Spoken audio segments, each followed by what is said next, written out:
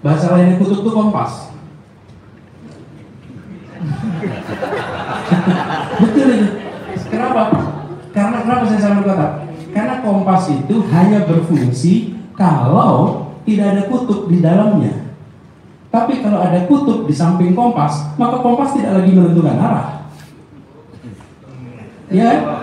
Oke, terima kasih. Lanjut, ini satu terakhir Kompas TV, mohon satu pertanyaan singkat saja karena ada agenda lanjutan nih soalnya udah ada telat. Terima kasih. Selamat sore Pak Anies dan Mas Ahaye. Buat Pak Anies, Pak, tadi Bapak bicara soal keberagaman, kemudian sampai hari ini politik identitas selalu menjadi kenangan buruk gitu setiap kita pemilu 2 kali terakhir. Gimana kemudian nanti menjamin politik identitas tidak menjadi alat politik yang kemudian kembali menciptakan kenangan buruk untuk pemilu kita di tahun 2024? Terima kasih, Pak Anies. Ya.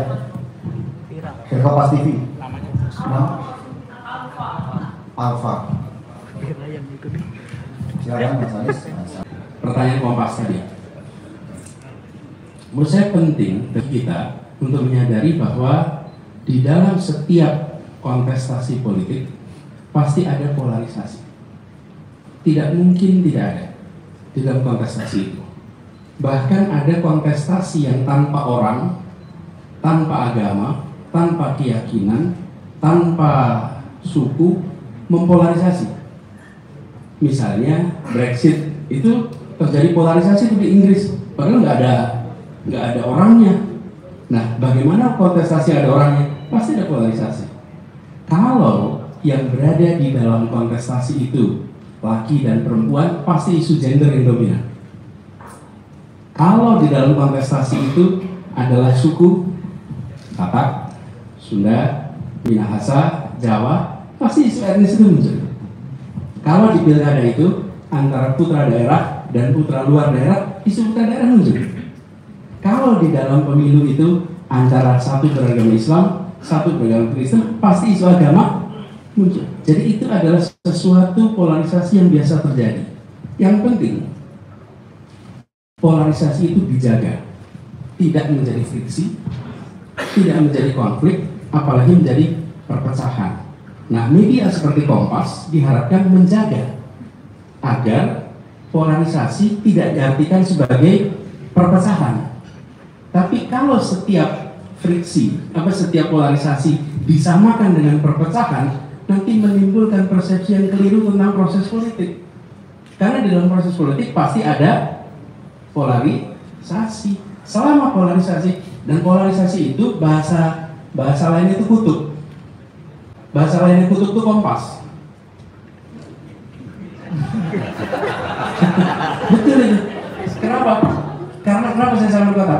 Karena Kompas itu hanya berfungsi kalau tidak ada kutub di dalamnya. Tapi kalau ada kutub di samping Kompas, maka Kompas tidak lagi menentukan arah. Ya?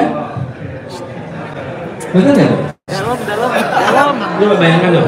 Kalau Anda, ini Kompas K kecil ya, bukan Kompas K besar. Ini Kompas K kecil nih. Jadi Kompas K kecil, Kompas itu penentu arah. Dia akan menentukan arah dengan benar bila tidak ada kutub di dalamnya, atau bila tidak ada kutub di dekatnya. Tapi kalau ada kutub di dekatnya, maka Kompas itu tidak lagi bisa menunjukkan arah. Nah, karena itu penting sekali bagi kita untuk tahu fase ini. Jangan bagaimana polarisasi itu dijaga. Lalu apa yang dilakukan? Bagi yang menjadi pemenang di dalam sebuah kontestasi, dia berkewajiban untuk merangkul semua. Bagi yang tidak berhasil dalam kontestasi, dia menerima hasil. Dengan begitu, demokrasi akan mengalami kemajuan. Tapi kalau yang menang tidak merangkul semua, lalu yang kalah tidak mau menerima hasil, ya demokrasi akan rusak. Nah, bagaimana? Itulah yang kita kerjakan di Jakarta. Yang menjadi pemegang kewenangan harus merangkul semua, tidak lagi menengok dulu memilih apa. Itu juga yang harus dikerjakan ke depan, dan itu akan dikerjakan ke depan. Gitu ya. Terima kasih.